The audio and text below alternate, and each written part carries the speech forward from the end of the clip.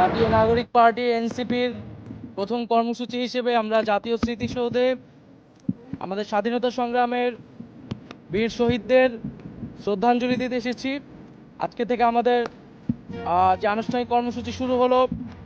জাতীয় নাগরিক পার্টি এনসিপির পক্ষ থেকে সারা দেশের সকল মানুষকে শুভেচ্ছা জানাচ্ছি।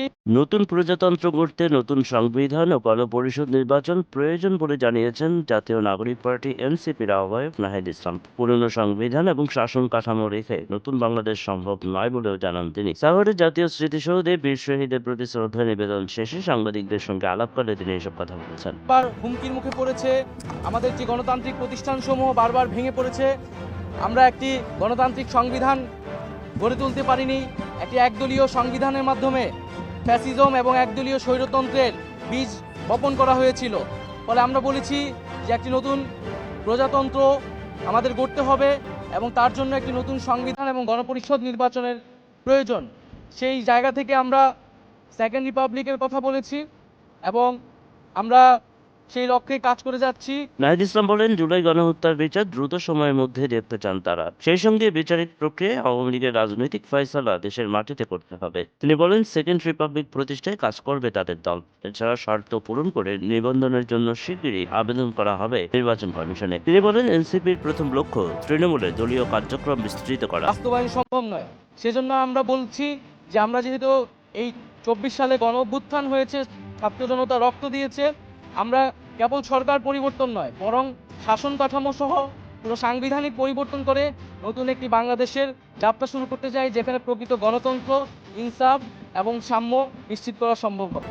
আমরা জুলাই গণ অভ্যুত্থানে সংগঠিত যে গণহত্যা, সে গণহত্যার বিচার দ্রুত সময়ের মধ্যে কার্যকর দেখতে চাই এবং বিচারিক প্রক্রিয়ার মাধ্যমে আওয়ামী লীগের রাজনৈতিক ফয়সালা এই বাংলার মাটিতে করতে হবে।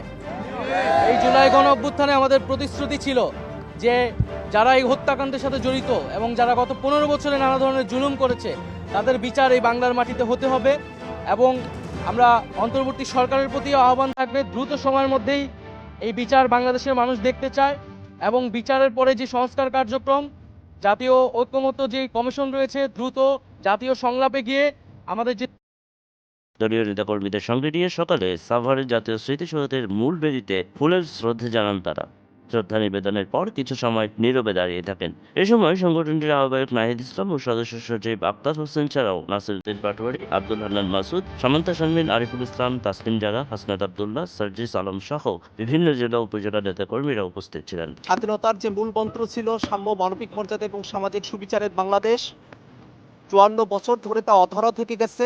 ডান বামের বাইনারির বিভাজনের মধ্যে না গিয়ে সত্যিকার অর্থে একটি মধ্যমপন্থী রাজনীতি বাংলাদেশে আমরা সূচনা করতে পারি, তেমন অঙ্গীকার আমাদের রয়েছে। সাভার জাতীয় স্মৃতিসৌধে মহান মুক্তিযুদ্ধের শহীদদের প্রতি শ্রদ্ধা জানিয়ে তারা রায়ের বাজার কবরস্থানে যান। সেখানে 24 ছাত্র জনতার অভ্যুত্থানে শহীদদের প্রতি শ্রদ্ধা জানান নবগঠিত রাজনৈতিক দল এনসিপি।